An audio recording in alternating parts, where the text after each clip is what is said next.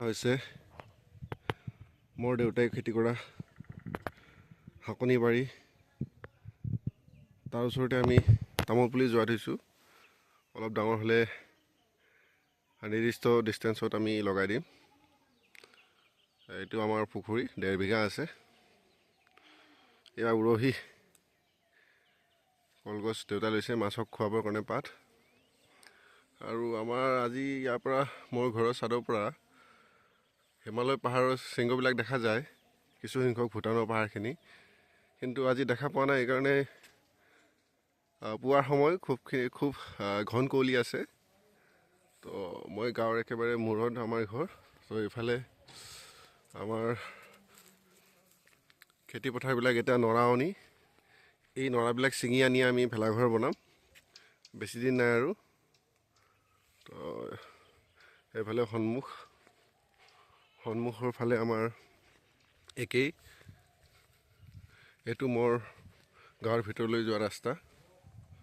মই গাঁৱৰ মূৰলৈকে পুৰণা বস্তিখন এই নতুন বস্তি বনালোঁ। ইয়াত আমাৰ দেখিবলৈ পাব ফুলনিৰ ওপৰৰ পৰা। ইয়াত অলপ শাক আছিলে, আদা ৰুইছিলে দেউতাই।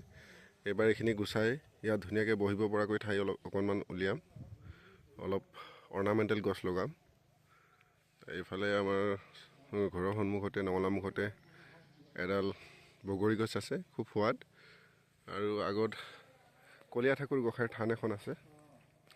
সেইখন থানৰ এটা বিশেষত্ব আছে, তাত আমি বুঢ়া ডাঙৰীয়া থকা বুলি সকলোৱে বিশ্বাস কৰোঁ। মানে আমাৰ দুখন গাঁৱৰ মাজত এখন থান, দুখন গাঁৱতে আমি কলীয়া ঠাকুৰ গোঁসাইক পূজা কৰোঁ। তো আমাৰ আগৰ পূৰ্বপুৰুষৰ বিশ্বাস যে কলীয়া ঠাকুৰ বাবা যেতিয়া এখন গাঁৱৰ পৰা, মানে বুঢ়া ডাঙৰীয়া যেতিয়া এখন গাঁৱৰ পৰা এখন গাঁৱলৈকে ভ্ৰমণ কৰে, তেখেতে ভাগৰ লাগিলে জিৰাব বুলি ইয়াত এই থানখন বান্ধি দিয়া হৈছিলে। থানখন বেছি ডাঙৰ নহয়, কিন্তু মানুহে ইয়াত সেৱা জনায়, বিশ্বাস কৰে। আৰু বহুতে কয় ৰাতি বহুতে বুঢ়া ডাঙৰীয়াক দেখা পাইছে ইয়াত। তো জনবিশ্বাস, এজন মানুহে কথা কোৱা নহয়, বহুজনে দেখিছে, সেয়েহে চবে সন্মান জনায় তাত। আৰু মাঘৰ 2 তাৰিখে আমাৰ ৰাজহুৱাভাৱে নাম কীৰ্তন কৰা হয়। কিছুদিন পিছত ইয়াত সৰিয়হ ফুল ফুলিব, মানুহবিলাকে সৰিয়হ খেতি কৰিব।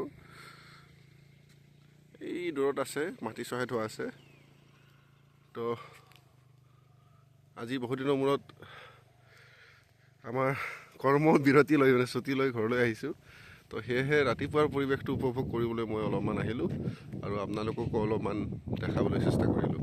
আশা কৰোঁ আপোনালোকে সকলোৱে ভালে কুশলে আছে।